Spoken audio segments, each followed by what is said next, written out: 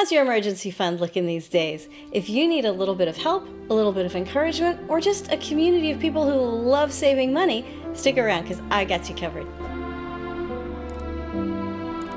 Welcome! I'm Amy, and here at Frugal Over 50, I give you tips and tools for frugal living. Let's talk about saving for an emergency fund. Number 1, use a bank account that puts savings first. This brings us to the sponsor of today's video, Direct. I want to thank Direct for sponsoring this because I've had a wonderful time talking to the folks who are creating this new Direct bank account that works through an app on your phone and that puts savings first. So that as soon as you open your phone and go to the Direct app, it asks you how much do you want to save today, and it helps you to auto-save. It's different from any other bank account that I have ever seen in its structure and in the way that it works. I've had the wonderful opportunity from the folks at Direct to see what's coming in their launch of their new bank account app. It's coming by the end of this year. Would you like to have a bank account that helps you put savings first all the time?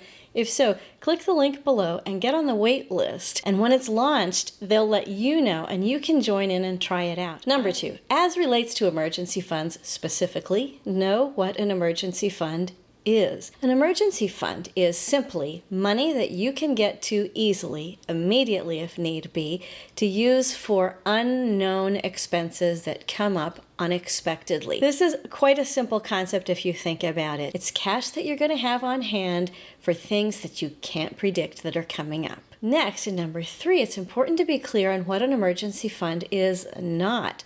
An emergency fund is not, as I used to think it was, a way to pay bills that come up once a year regularly or once a quarter regularly. Any bill that comes around regularly doesn't need an emergency fund for it because it's not an emergency in the way that you think about an emergency fund emergency. It might feel like an emergency, and I can relate to that. I used to feel like it was an emergency every year when my annual insurance payment rolled around.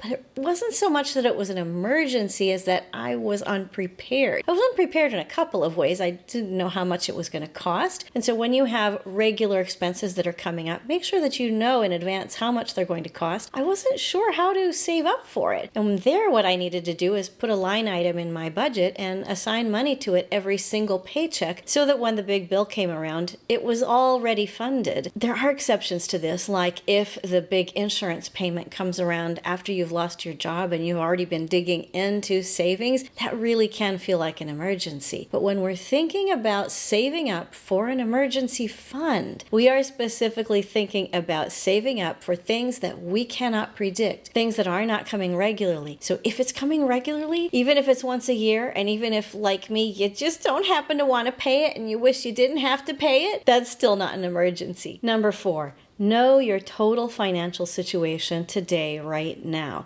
This may take a little bit of time if you are unaccustomed to looking at your entire financial situation, or it may take just a few minutes. If you have not looked carefully at your entire financial situation for a while, I would suggest taking a little bit of time every day for a few days so that you can look at it all without getting overwhelmed. And look at everything that you have, look at everything that you owe. Consider everything from property to vehicles to bank accounts to retirement accounts, everything. Get very clear on your financial situation. Remember that an emergency fund is about saving cash for unknown things.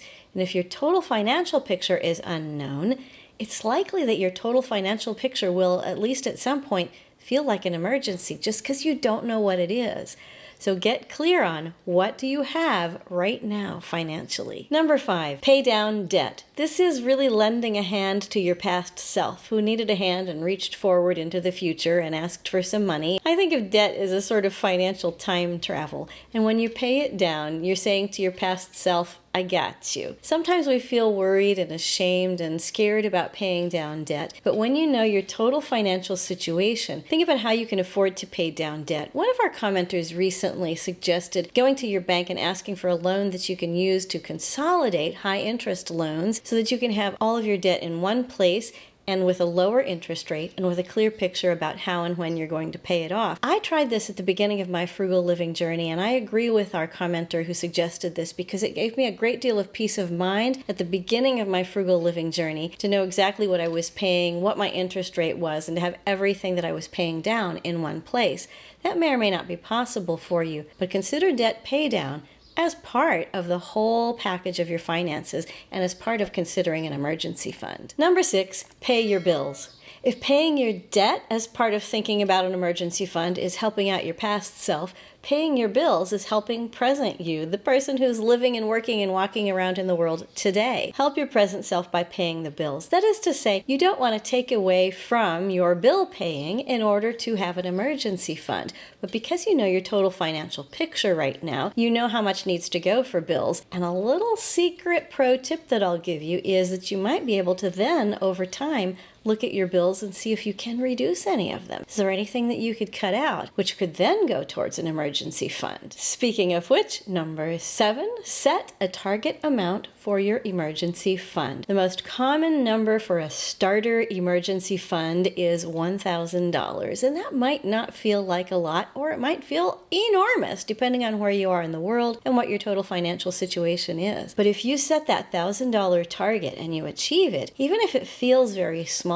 to you, or it feels like it's not enough to cover true emergencies that might arise, it gives you a sense of empowerment. It helps you to exercise your emergency fund muscle, and then you could add more over time. If you already have a $1,000 emergency fund, you might aim for $2,000. If you have 2, you might aim for 5. Some people who work for themselves or who have variable income really like to save large, very robust emergency funds, and they'll have up to 2 years of living expenses saved in an emergency fund just in case. Those of us with regular incomes may want to make that emergency fund target amount less. Personalize it to you, to your habits, and to your needs. Number 8, save regularly for your emergency fund. Let's say that you have set a target amount of $1,000, but you can't put aside $1,000 today and call that done. You have to put aside a little bit with each paycheck or with each kind of income that's coming in. And over time, you build up to your target emergency fund account. On the way there, you're exercising your savings muscle, and every time you get some income, your emergency fund grows by a little bit and a little bit and a little bit and a little bit. And it might seem insignificant because when we think of the word emergency, we think of immediate and we think of enormous. But think of saving for an emergency fund as being a process that can give you peace, that can give you joy, and that can work with your regular life. Number 9, put the emergency fund money where you won't be tempted to spend it. This goes back to today's sponsor. Find a bank account like Direct that will help you put savings first and that will make that money go somewhere where you can't easily get access to it. If you're like me and you have years of struggling against impulse spending, you know that if you see that in your account, you're going to think, I can spend it. But if it is taken out of your sight as you intended, then you can pat yourself on the back for making it go away so that it can be saved for a rainy day. Number 10, I am so excited to announce that we are starting today our brand new savings challenge. It's our summer 2021 Frugal Over 50 Community Savings Challenge. It will run for 8 weeks from now until September 12th, and I would love to have you join us. We'll run it here on the channel. I'll mention it in every video coming up from now until September 12th, but every week if you go to my channel and click on the Community tab specifically, I'll ask you to check in at least once a week on the Community tab to answer questions about your savings challenge goals and to talk about your successes along the way. We did this earlier this year, and so many people were interested in getting involved that I've decided to do another one. So join today. Here's how you do it. All you have to do is decide what you're saving for. It doesn't have to be an emergency fund, but it might be. And tell me down below in the comments, what is your goal for this savings challenge for the next 8 weeks?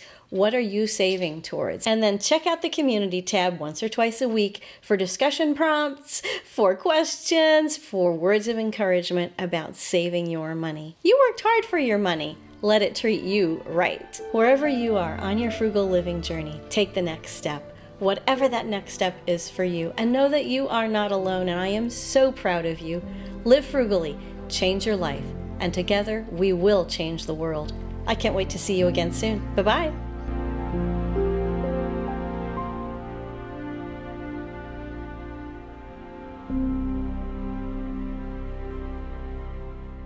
With MetaBank as the banking partner, Direct is launching a bank account that budgets, saves, and invests for you. Revolutionary technology has enabled Direct to develop the first truly intelligent bank account and evolve how the company cares for members' entire financial picture. Direct allocates your money to 3 places: savings. Direct creates a default rainy day fund, and you can create as many custom savings goals as you would like, and Direct will save for them automatically. You can also save for retirement or another long-term investing account. Bills, money allocated for bills, comes with a separate virtual debit card and an account and routing to conveniently pay bills right from Direct. Spending. Direct sends a physical debit card and account routing number so you can easily spend money directly from Direct. In working with the folks at Direct, I have been fortunate to be able to try Direct right now. Direct will launch to the public later this year. Click the link below right now to get early access before this is released to the public, and you can try all of the features of the Direct bank account for free until it goes public. Once it goes public, it costs $9.95 a month or $95 a year. Folks who have tried the early version of Direct report that even though there's a subscription, the fact that it helps you save automatically means that people save more using Direct than they do using a regular bank account. Sign up today and join me at Direct.